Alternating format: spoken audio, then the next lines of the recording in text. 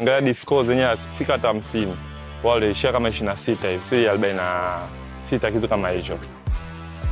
Mechi iliyopita hatufanya vizuri kutokana tuna mistake ambazo za wachezaji kila mmoja, lakini naamini kwa mazoezi tuliyofanya baada ya mechi ya vijana kuisha tutafanya vizuri kwa mechi ambayo ya kesho na zaidi ya Sireli.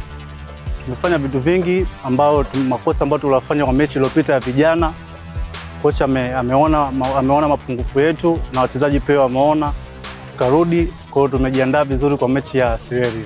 Kota ya game 3 tulicheza na Sireli haikuwa ngumu, ilikuwa rahisi tu. Sireli umeona imecheza hizo mechi mbili vibaya, ikicheza na Stand itacheza vizuri. I kid you not. Utasikia baada ya mechi ilikuwa ngumu, unajua ilikuwa nini? Mechi ilikuwa ngumu, ilikuwa nini? Kila mechi ni ngumu, kila mechi ni rahisi.